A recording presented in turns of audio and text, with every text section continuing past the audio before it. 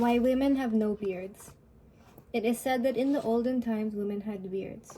Their beards were so long that the hair used to even cover their breasts.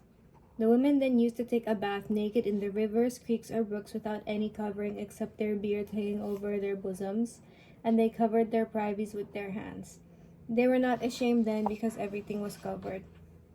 Then one day there was a gathering in the house of one of the wealthiest men in the village of Kabayan. There were men and women, and the eating and drinking went on for 2 weeks. It so happened that a visitor came from the lowlands who was a priest.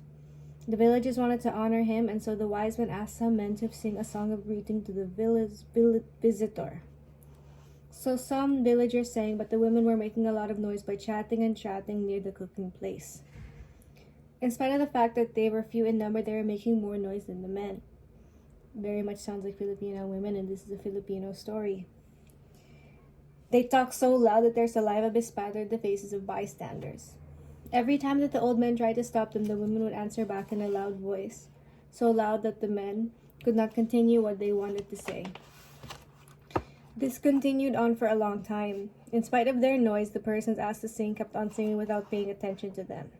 Then suddenly one of the women laughed so loud at the singers, and the others followed her. One of the cooks offered the women a better place to stay, far from the group of men. But now these women began to talk about the lives of the men who asked them to move out and scolded them. They talked about one man who had several wives who bore him a child each. They said that he was not satisfied with one woman, that he put all his wives in one house like hens in a poultry house. Kabunian, their high god, heard all their gossips and was irked by the continuous chatter. He got tired hearing them, and so he wanted to punish these talkative women. From that time on, every time they talked, Kabunian caused one hair from their beards to fall. This continued whenever they opened their mouths. For every movement of the chin, one hair dropped off until nothing was left on their chins, and all their breasts were exposed. They were so ashamed that they all left the place, and now they had to cover their breasts with their hands. This was their punishment for gossiping about other people and talking too much. That is why women have no beards today, and they have to cover their breasts. So this is from Philippine Folk Narratives from Our Forefathers, written by Gaudencio Aquino, who is a master's, who got his master's in education from the University of the Philippines, UP, and his from everywhere else. Yeah, he's basically a big research person. Oh, Introduction to Psychology, blah blah blah. Yeah, so this is basically done by a Filipino scholar, and it's just a story. And anyways, I have never read that story, actually. I just randomly flipped to one page of this book and decided to read it because I'm about to take my makeup off. And I like to record before I take my makeup off.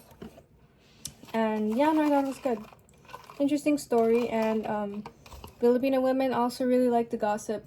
I mean, it's a little bit sexist, the story, but the thing is, women really do like to gossip. You don't really hear about men gossiping. It's really mostly women that do so. I mean, like, celebrity magazines is mostly women, and if there are men that gossip, they're usually, in society, they're usually known as, like, gay men. Like, gay men talk a lot of shit, but gay men are effeminate men. And I think that when you especially look at ancient societies, you know, like, these really homophobic people, they try to say it's not natural. I think that there is really a natural place for men to be like women. And one of the things that reminds me of is the trans handyman. I forget, Mercury Stardust. She is a transgender woman, trying to use the right terminology here, and you know, you could clearly tell that she is transgender, and she gives out these really great handiwork tips, you know what I mean, like plumbing and everything. And you could tell that she learned all these things probably when she was identifying as a man, but now she's identifying as a woman, and she's going out and giving these tips. And I feel like I've seen a lot of women comment on her stuff, and they're like, oh my gosh, like, I did everything you said and it worked perfectly, and I've never done anything like this myself. Thank you so much. And it's like, you know, for, you know, feminine presenting biological men to help women do things that are, I guess, technically for biological men, but I guess easier for them to deal with, because a woman is kind of presenting that idea. I think that that's really good and, like, cool for society, you know? And I think that in ancient societies, that's probably the place that, like, you know, feminine presenting men took. But anyways, back to the entire story. I'm gonna cut that out and put that in, but whatever. I always fuck up these videos.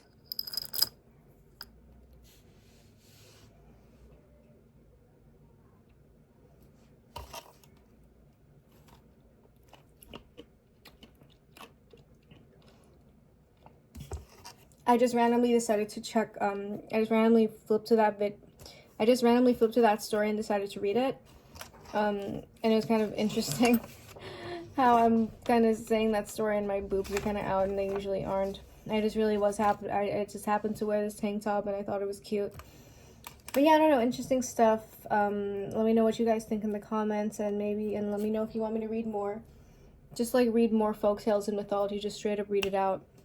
And then we can all discuss in the comments, but yeah.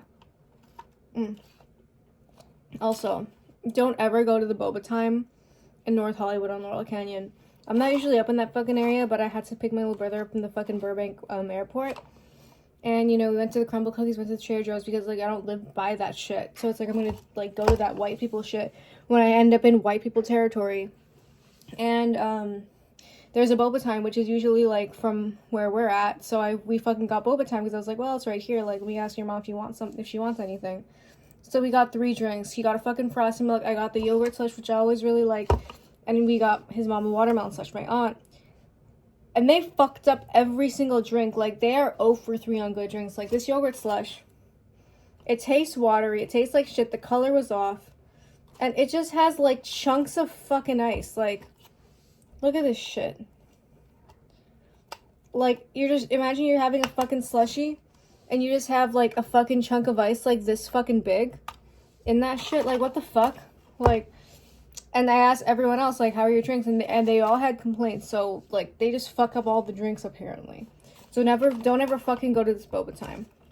It's fucking a disappointment. Don't fucking trust motherfuckers in North Hollywood to make your fucking boba, is what I'm saying. But yeah, anyways, alright. Peace out.